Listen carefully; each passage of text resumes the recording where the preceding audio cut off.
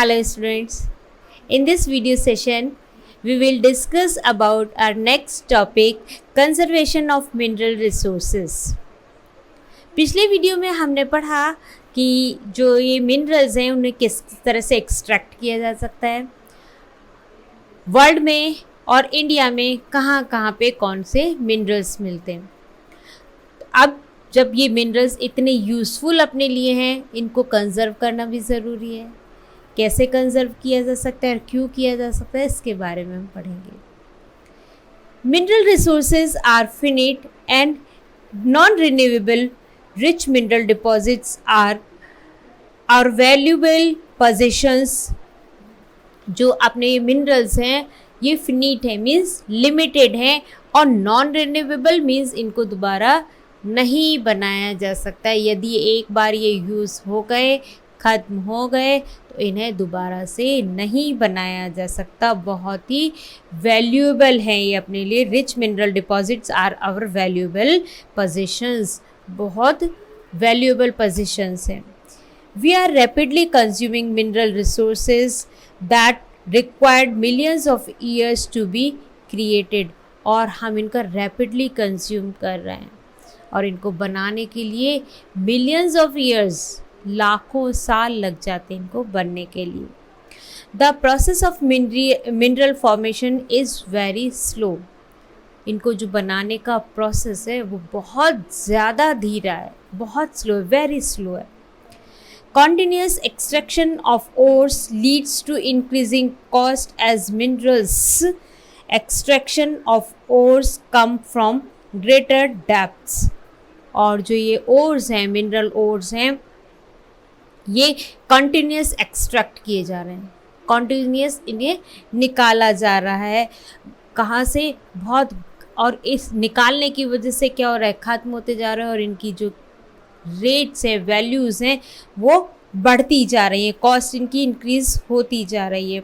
और वैसे भी ये जो ओर्स हैं बहुत ज़्यादा गहराई से निकाले जाते हैं, ग्रेटर डेप्थ से निकाले जाते हैं। Mineral resources should be used in A planned and sustainable manner.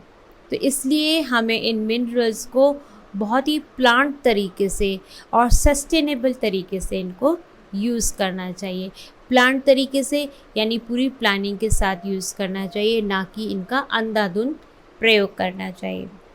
Recycling of metals using scrap metals and other substitutes are steps in conserving our minerals resources for the future। एक तो यही हुआ कि इनको तरीके से यूज़ करना चाहिए, सोच समझ वेल प्लान्ड यूज़ करना चाहिए, यानी reduce. Second one is recycling. जो अपना स्क्रैप मेटल है, जो वेस्ट हो चुका है, ख़राब हो चुका है, इसको रिसाइकल करके रीयूज़ कर लेना चाहिए। तो मीन्स मिनरल्स को कंजर्व करने के लिए जो प्रोसेस है वो रिड्यूस यानी कम से कम यूज़ करना चाहिए, रिसाइकल करना चाहिए उसको यानी दोबारा से, और रिसाइकल करने के बाद उसे रीयूज़ भी करना चाहिए। रिसाइकल करने के बाद भी और कोई जो चीज़ है उसको रीयूज़ भी कर सकते हैं। तो ये प्रोसेस इसको कंजर्व करने के लिए काम में लिया जा सकता है। और एक है सब्स्टिट्यूट और स्टेप्स इन कंजर्विंग। इसके सब्स्टिट्यूट को यूज़ कर सकते हैं, जैसे कि अपने मिनरल्स यदि ख़त्म हो रहे हैं तो इनकी जो सब्स्टिट्यूट है उसको भी यूज़ किया जा सकता है। We should use the mineral resources in such a way that a sizable amount is left for future generations। और यदि हम इसी तरह से इनको यूज़ करते रहे तो क्या होगा, हमारी जो नेक्स्ट जनरेशन है इनके लिए मिनरल्स नहीं बचेंगे। इसलिए we should use the mineral resources in such way, इस तरह से यूज़ करना चाहिए कि जो अपना हम जितना यूज़ कर रहे हैं उसके बाद अपनी नेक्स्ट जनरेशन को भी मिल सके। With the rise in world population, जैसे जैसे अपनी पॉपुलेशन बढ़ती जा रही है, and a desire to have a higher standard of living, तो उससे क्या हो रहा है कि लिविंग स्टैंडर्ड है वो भी हायर होता जा रहा है। Developed countries having only 60% population consume a disproportionate amount of mineral resources. तो सोचिए कितनी भयावह ये कंडीशन हो चुकी है। We should use biodegradable materials and other substitutes to conserve mineral resources. तो अब हमें क्या करना चाहिए, बायोडिग्रेडेबल्स को यूज़ कर लेना चाहिए। और बायोडिग्रेडेबल क्या होते हैं, जो कि अपनी लैंड में इजीली मिक्स हो सकें। एंड अदर सब्स्टिट्यूट, और इनके जो और दूसरे सब्स्टिट्यूट्स होते हैं अपने, वो यूज़ करने चाहिए। किस लिए, अपने जो मिनरल रिसोर्सेज हैं उनको कंजर्व करने के लिए। तो समझ में आया ना कौन कौन से तरीके हो गए। रिड्यूस यानी कम से कम यूज़ करना चाहिए, रिसाइकल, रीयूज़ और सब्स्टिट्यूट यूज़, और बायोडिग्रेडेबल मटेरियल यूज़ कर सकते हैं। तो ये सारे मेथड्स जो हैं मिनरल्स को कंजर्व करने के लिए यूज़ किए जा सकते हैं। तो ये अपने सारे टॉपिक से रिलेटेड टू मिनरल्स। और अब जो अपना नेक्स्ट टॉपिक स्टार्ट होने वाला है वो है पावर रिसोर्सेस। अब ये पावर रिसोर्सेस क्या होते हैं भाई, मशीन्स तो हमारे पास बन के तैयार हो गई, मिनरल से बन के तैयार हो गई, लेकिन ये मशीन्स चलेंगी कैसे, उनको चलाने के लिए तो पावर चाहिए ना। तो उसके लिए अपने पास पावर रिसोर्सेज है। कौन कौन से रिसोर्सेज हैं, किस तरह से उनको क्लासिफाइड किया जा सकता है, उनके उनके अंतर्गत कौन कौन सी कैटेगरी में कौन कौन से रिसोर्सेज आते हैं, वो सब कुछ हम इसमें पढ़ेंगे। Power is the most essential requirement for industrialisation. Industrialisation के लिए यानी औद्योगिकीकरण के लिए पावर जो है सबसे महत्वपूर्ण रिक्वायरमेंट है, सबसे मोस्ट एसेंशियल रिक्वायरमेंट है। The most commonly used resources of power are coal, petroleum and natural gas. जो सबसे महत्वपूर्ण सोर्स है इनको चलाने के लिए पावर का, वो कौन कौन सा है, कोल है, पेट्रोलियम है और नेचुरल गैसेस है। They are also referred to as a fossil fuels. और इनको क्या बोला जा सकता है, इनको एज ए फॉसिल फ्यूल बोला जा सकता है। Mineral fuels especially fossil fuels are mainly used across the world to provide most of the energy to run these and other machinery for communication and industry के लिए। जो ये mineral fuels हैं यानी कि फॉसिल फ्यूल्स हैं, कौन कौन से हैं, कोल है, पेट्रोलियम है, नेचुरल गैसेस हैं, ये किस लिए, एनर्जी प्रोवाइड करने के लिए सबसे महत्वपूर्ण होते हैं, जो कि मशीनरीज़ को चलाने के लिए, कम्युनिकेशन मशीनरीज़ हैं या इंडस्ट्रीज़ हैं, उन मशीनरीज़ को चलाने के लिए बहुत इम्पॉर्टेंट होते हैं। विद इंक्रीजिंग पॉपुलेशन बढ़ने के साथ साथ और इंडस्ट्रियलाइजेशन होने से the demand of energy is also rising rapidly. तो एनर्जी की डिमांड भी रैपिडली बढ़ गई है। जैसे जैसे पॉपुलेशन बढ़ी, इंडस्ट्रियलाइजेशन हुआ, इंडस्ट्रियलाइजेशन होने के साथ साथ एनर्जी की भी डिमांड बढ़ गई है। Mineral fuels are non renewable. जो मिनरल फ्यूल्स हैं वो दोबारा नहीं बनाए जा सकते, नॉन रिन्यूएबल हैं। The three fossil fuels petroleum, coal and natural gas account to 80% of the global energy use while. जो इनसे बनती है एनर्जी, कोल और पेट्रोलियम और नेचुरल गैस से, ये करीब 80% होती है ग्लोबल एनर्जी। जितनी भी ग्लोबल एनर्जी यूज़ हो रही है उसमें से 80% इनकी होती है। While about 5% is provided bye uranium, और 5% यूरेनियम से बनती है, जो कि अनदर मेजर मिनरल फ्यूल है। न्यूक्लियर सोर्सेज, न्यूक्लियर में किसे इसको बनाया जाता है, यूरेनियम यूज़ करते हुए। द रिमेनिंग 50%, भाई 80% कोल, पेट्रोलियम और नेचुरल गैस से मिल गई, 5% अपने यूरेनियम से, और बाकी का जो 15% है is provided by renewable sources such as, जो अपने बनाए जा सकते हैं। कौन कौन से, हाइड्रो पावर, जो जल से अपनी इलेक्ट्रिसिटी बनाई जा सकती है, wind and solar energy. Hydro power, wind energy और सोलर एनर्जी इनसे मिलती है। sources such as biofuels and biomass are also renewable. और अब जो आगे आने वाला टाइम है इसमें बायोफ्यूल्स और बायोमास भी यूज़ होंगे और ये भी रिन्यूएबल है, इन्हें भी बनाया जा सकता है। किससे बनाया जाता है? इसमें बायोलॉजिकल जो मटेरियल होते हैं उनसे ये बायोफ्यूल्स और बायोमास बनाए जा सकते हैं। तो इस तरह से ग्लोबली एनर्जी का 80% अपने कोल, पेट्रोलियम और नेचुरल गैस से मिलता है, 5% यूरेनियम से, और बाकी का जो बचा हुआ 15% है रिन्यूएबल एनर्जी सोर्सेज हैं, उनमें से like hydro power, solar energy और विंड एनर्जी से मिलता है। Power resources can broadly be classified into 2 resources. जो पावर रिसोर्सेज है इनको 2 टाइप्स में क्लासिफाइड कर सकते हैं। First is conventional and second one is non conventional. Conventional and second one is non conventional.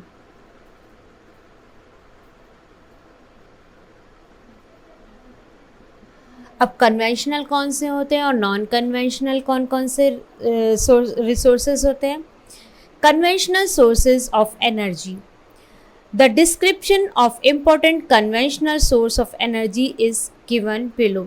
अब इसमें जो कन्वेंशनल होते हैं इनमें इंक्लूड्स हैं फायरवुड, केटल डंग केक्स, जो अपने लाइक काउ डंग होता है, इनके जो केक्स बनते हैं जिनको आम बोलचाल की भाषा में बोलते हैं कंडे या उपले, वो, और petroleum, natural gas and electricity both hydel and thermal, they have been in use for a long time, और ये बहुत लंबे समय से यूज़ होते आ रहे हैं। और नॉन कन्वेंशनल जो पावर रिसोर्सेज हैं उनमें included solar energy, wind energy, tidal energy, geothermal energy, biogas and atomic energy. They are new sources of energy.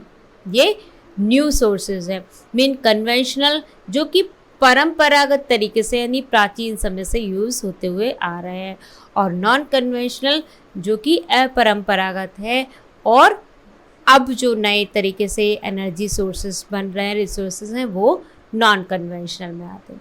तो अब हम पहले पढ़ेंगे conventional source of energy. First इसमें है firewood. It is widely used for cooking and heating.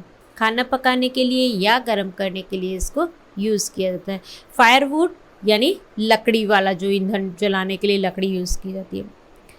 In our country, firewood fulfills energy requirement more than 50% of the village population. 50% से ज़्यादा village की पॉपुलेशन है, उसमें ये काम में आता है। उनकी एनर्जी की जो रिक्वायरमेंट है उनको पूरा करता है।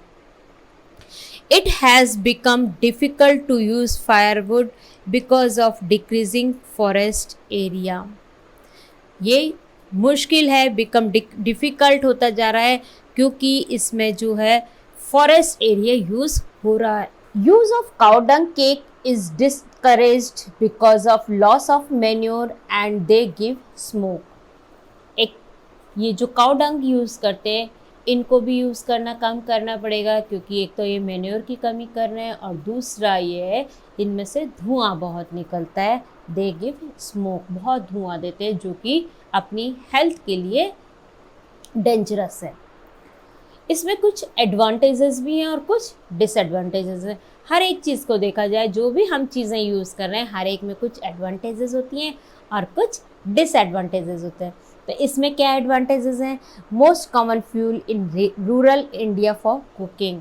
आज भी गाँवों में कुकिंग के लिए ये यूज़ किया जाता है और easily available to the villagers, और विलेजर्स को ये आसानी से मिल जाता है। और इसकी डिसएडवांटेजेस क्या है? Leads to deforestation. इसके लिए क्या करना पड़ता है? हमें पेड़ों को काटना पड़ता है, तो डिफॉरेस्टेशन हो रहा है।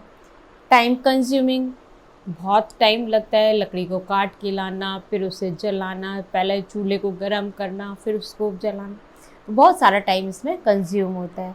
Pollution can cause I problems. इसमें बहुत सारा धुआं निकलता है जिसकी वजह से आई प्रॉब्लम होने लगती है, give out green house gases, और इससे ग्रीन हाउस गैसेस निकलती है। तो इस तरह से इसकी कुछ डिसएडवांटेजेस भी हैं। तो ये फायरवुड के बारे में पढ़ा। नेक्स्ट जो अपने आते हैं फॉसिल फ्यूल्स आते हैं, किस में अभी हम किसकी बात कर रहे हैं, कन्वेंशनल एनर्जी सोर्सेज की बात कर रहे हैं। तो फॉसिल फ्यूल में अपने कुछ डिफरेंट टाइप्स के फ्यूल्स हैं, लाइक कोल है, पेट्रोलियम है, नेचुरल गैसेस है, हाइडल पावर है, वो सब इसी इसमें फॉसिल फ्यूल्स में आते हैं। Fossil fuels are remains of plants and animals buried under the earth in sedimentary rocks for millions of years and got converted by the heat and pressure। जो ये फॉसिल फ्यूल्स हैं कैसे बनते हैं कि कोई भी डेड एनिमल्स हैं या लीव्स हैं या प्लांट्स हैं, पे टूट के कहीं गिर गए हैं, वो क्या होता है धीरे धीरे जाके ज़मीन में दबते चले जाते हैं, और जब दबते चले जाते हैं तो सेडिमेंट्री रॉक्स बन जाते हैं, और इन रॉक्स से ये बहुत सालों तक जब ये दबे रहते हैं, मिलियंस ऑफ ईयर्स, लाखों सालों तक दबे रहते हैं, तो टेम्परेचर और प्रेशर से हीट मिलती है इनको, टेम्परेचर मिलता है, और प्रेशर जब इन पर पड़ता है तो ये क्या बन जाते हैं, कन्वर्ट हो जाते हैं, किसमें, फॉसिल फ्यूल्स में कन्वर्ट हो जाते हैं। Fossil fuels like coal, petroleum and natural gas are the main source of conventional energy। तो ये मेन सोर्स होते हैं coal, petroleum and natural gases. Their reserves are limited and the growing world population in consuming them at a faster rate। इनकी जो growing rate है वो तो limited है, इनके जो रिजर्व्स हैं वो लिमिटेड है, और जो इनका कंज्यूम हो रहा है, कंज्यूम करने की जो रेट है वो पॉपुलेशन जैसे जैसे बढ़ती जा रही है ऐसे ऐसे तेज होती जा रही है इनकी कंज्यूमिंग रेट, ये फास्टर है।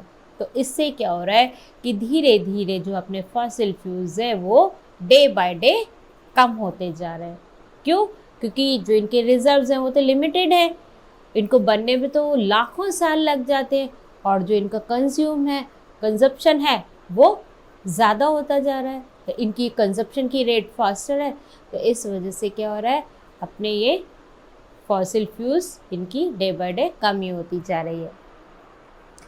इस फॉसिल फ्यूल में सबसे पहले हम पढ़ेंगे कोल के बारे में। In India coal is most abundantly available fossil fuel. जो इंडिया में है कोल प्रचुर मात्रा में पाया जाता है। It is used in power generation to supply energy to industries as well as for domestic use। और इसको किस में यूज़ किया जा रहा है, पावर जनरेशन में, पावर बनाने में, और अपने डोमेस्टिक यानी घरेलू कामों में इसको यूज़ किया जाता है। There are 4 varieties of coal. 4 तरह के कोल अपने यहाँ पे मिलते हैं। कौन कौन से?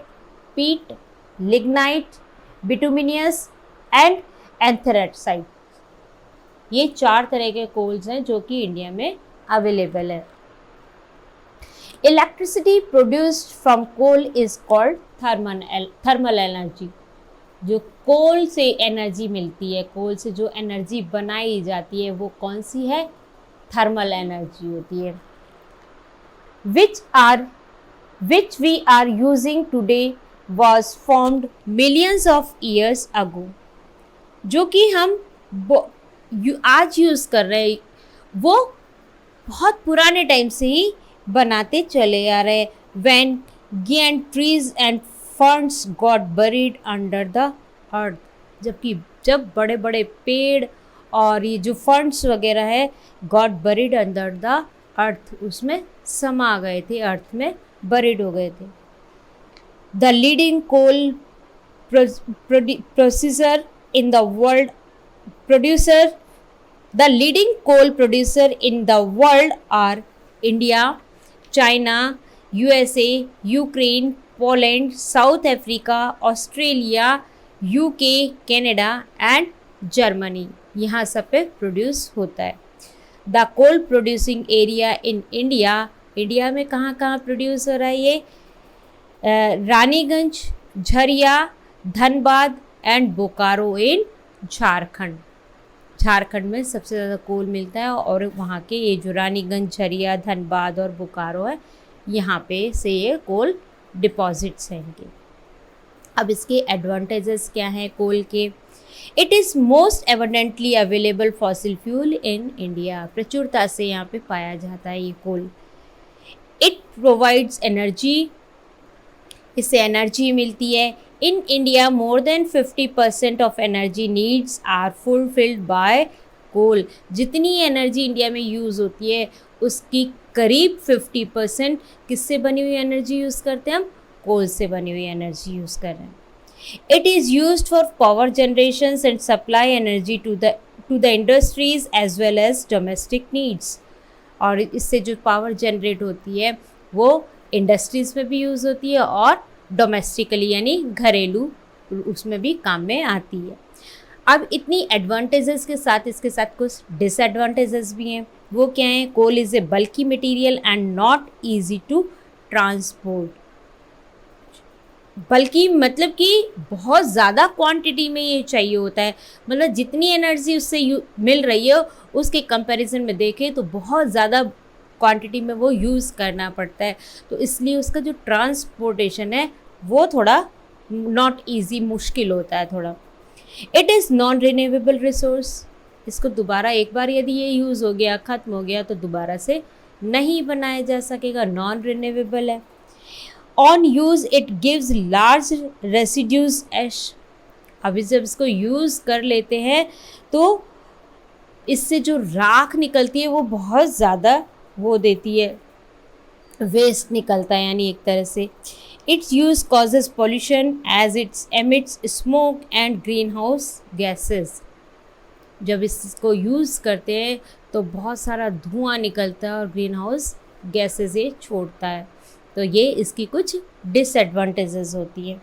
तो लेकिन फिर भी कोल हमारे बहुत यूज़फुल मिनरल है। नेक्स्ट फॉसिल फ्यूल है अपना पेट्रोलियम। पेट्रोलियम और mineral oil produce fuel for heat and lightning, lubricants for machinery and raw material for many industries. जो ये पेट्रोलियम है ये एक तो फ्यूल का काम करता है, इससे हीट मिलती है और लाइटनिंग यानी लाइटनिंग के लिए भी यूज़ किया जाता है। मशीनरी के लिए लुब्रिकेंट्स बनाए जाते हैं जो अपनी जैसे कि लाइक ग्रीस है या जो अलग अलग तरह के तेल बनते हैं मशीन्स में डालने के लिए वो भी। एंड रॉ मटेरियल किसके लिए? बहुत सारे इंडस्ट्रीज़ के लिए ये रॉ मटेरियल का भी काम करता है, इससे रॉ मटेरियल भी बनाए जाते हैं। It is found in layers of rocks. ये कहाँ पे मिलता है? जो रॉक्स होती है उनकी लेयर्स होती है उनके बीच में से ये मिलता है।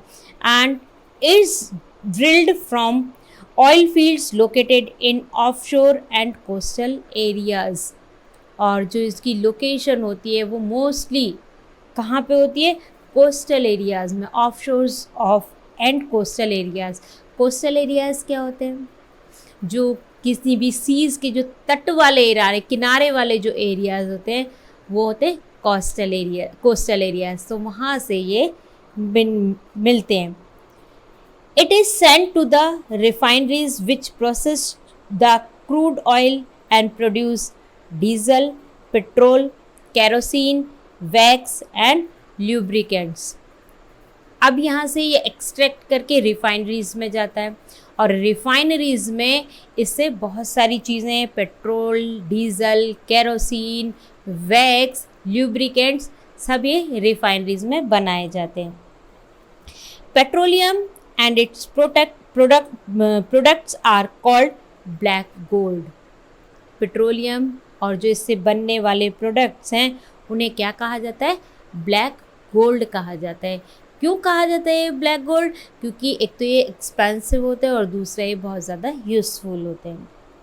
The chief petroleum producing countries are, कहाँ पे ये पेट्रोलियम कहाँ पे पूरे वर्ल्ड की यदि हम बात करें तो कहाँ कहाँ से मिलता है ये? Iran, Iraq, Saudi Arabia and Qatar, यहाँ से ये इसके बहुत सारे डिपॉजिट्स हैं। Venezuela, Mexico, Libya are other oil producing countries है, लेकिन उनमें ज़्यादा मिलता है एज़ कंपेरेटिव इनमें कम होता है। The leading oil producing area in India are, India की यदि हम बात करें तो Digboi in Assam, Bombay High in Mumbai and Ankleshwar in Gujarat. यहाँ से पेट्रोलियम निकाले जा रहे हैं। और अब जो नई अपने पास नया सोर्स मिला है वो राजस्थान में मिला है, जो कि जोधपुर और बीकानेर के बीच में एक जगह पचपदरा, वहाँ पर भी एक रिफाइनरी लगाई जाएगी, क्योंकि पेट्रोलियम के अच्छे सोर्स वहाँ पे मिल रहे हैं। इसके एडवांटेजेस क्या क्या क्या हैं? Easy to transport in tankers और थ्रू द पाइपलाइंस। इसको ट्रांसपोर्ट करना यानी एक दूसरी जगह पर भेजना ईजी होता है, या तो टैंकर से भेज दिया जाता है या फिर वहाँ पे पाइपलाइंस डाल दी जाती हैं, उनके थ्रू इजीली इसको भेजा जा सकता है, ट्रांसपोर्ट किया जा सकता है। It can be use to last drop with zero wastage. इसको लास्ट ड्रॉप तक यूज़ कर सकते हैं बिना किसी वेस्टेज के। It provides fuel for heat and lightning. ये हमें लाइटनिंग के लिए रोशनी में भी यूज़ करता है और एज ए फ्यूल जो है हीट देता है उसमें भी यूज़ होता है। ल्यूब्रिकेंट्स फॉर मशीनरी, मशीनरीज में ल्यूब्रिकेंट्स के लिए, and raw materials for a number of industries, और बहुत सारे इंडस्ट्रीज़ के लिए एज ए रॉ मटेरियल ये काम में आता है। Petroleum refineries are the nodal industry for synthetic textiles, fertilisers and numerous chemical industries. जो पेट्रोलियम रिफाइनरीज हैं उनसे बहुत सारी इंडस्ट्रीज़ के लिए, नोडल इंडस्ट्रीज़ के लिए, जैसे कि सिंथेटिक टेक्सटाइल है उसमें यूज़ होता है, फर्टिलाइज़र्स इससे बनाए जाते हैं, और बहुत सारी केमिकल इंडस्ट्रीज़ में भी ये यूज़ में लाया जाता है। अब इतने एडवांटेजेस होने के साथ साथ इसमें कुछ डिसएडवांटेजेस भी हैं।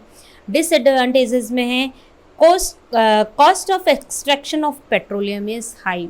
जो इसको एक्सट्रैक्ट करने का जो कॉस्ट आता है वो बहुत हाई होता है। इसको कैसे एक्सट्रैक्ट किया जाता है? किसके थ्रू? ड्रिलिंग के थ्रू। इसमें बहुत गहरे ज़मीन में बहुत गहराई तक डीप वेल्स बनाए जाते हैं, उनमें पाइपलाइन डाली जाती है, तब उसको एक्सट्रैक्ट किया जाता है। तो इसकी जो कॉस्ट होती है वो बहुत ज़्यादा होती है। It is a fossil fuel and an exhaustible resource. ये एक फॉसिल फ्यूल है और एग्जॉस्टिबल है, मीन्स खत्म होने वाला फ्यूल है, और नॉन रिन्यूएबल है, यानी इसको दोबारा एक बार ख़त्म हो गया तो दोबारा नहीं बनाया जा सकेगा।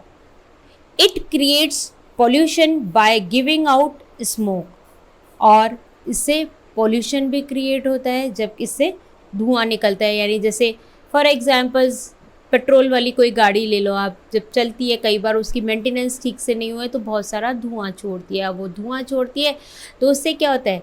पॉल्यूशन होता है। तो इस तरह से पॉल्यूशन भी क्रिएट करती है।